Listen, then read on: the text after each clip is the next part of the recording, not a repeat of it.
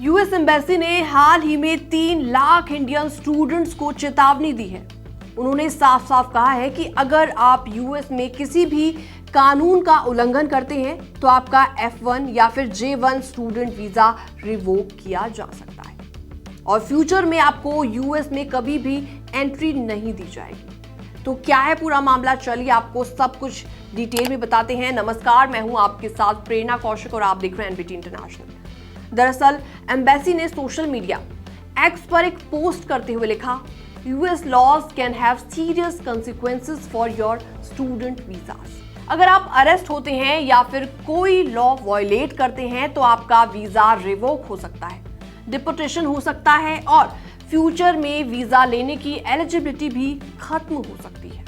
Embassy ने और भी ज्यादा स्पष्ट किया और कहा, फॉलो द रूल्स और अपने ट्रैवल को जियो पैराडाइज मत करो।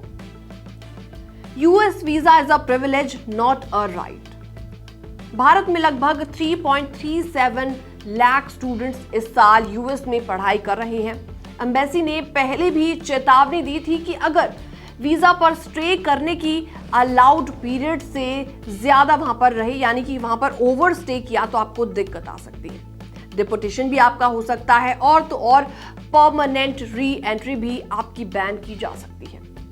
तो चलिए अब बात करते हैं आगे नए रूल की, जो कि 1 अगस्त से लागू किया जा चुका है। यानी इंडियन एप्लीकेंट्स अब तीसरे व्यक्ति के माध्यम से अपना पासपोर्ट यूएस वीजा सेंटर से कलेक्ट नहीं कर पाएंगे, सिवाय 18 साल से कम उम्र के बच्चे के।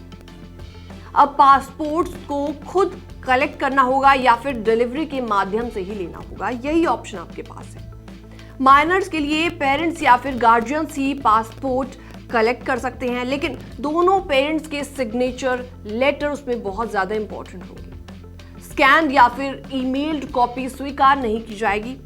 एम्बेसी ने डिलीवरी सर्विस भी शुरू की है, जिसमें 1200 रुपए फी देकर डॉक्यूमेंट्स सीधे घर या फिर वर्क प्लेस भेज सकते हैं। इसके लिए ustraveldocs.com पर लॉगिन करना होगा और डिलीवरी प्रेफरेंस आपको उसमें अपडेट करनी होगी। इंटरव्यू वेवर प्रोग्राम में भी कई बड़े बदलाव किए गए हैं। अब जो एप्लीकेंट्स पहले इन पर्सन इंटरव्यू से एग्जेम्प्ट थे, उन्हें अब यूएस एम्बेसी या फिर कॉन्सुलेट में अपीयर करना होगा।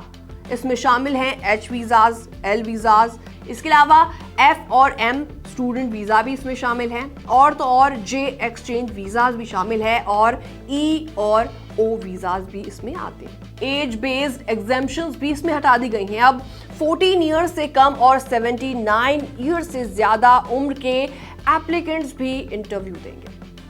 तो इसके अलावा कुछ वीजा टाइप्स नए चेंजेस से प्रभावित नहीं होंगे और इसमें शामिल है TECRO, E1, G1 से लेकर G4 तक, NATO 1 to NATO 6, A1 और A2 और कुछ C3 वीजाज भी इसमें शामिल हैं।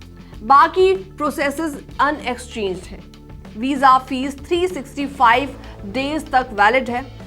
अपॉइंटमेंट ऑफिशियल पोर्टल से ही बुक करनी होगी और रिक्वायर्ड डॉक्यूमेंट्स की लिस्ट में कोई भी बदलाव नहीं हुआ है।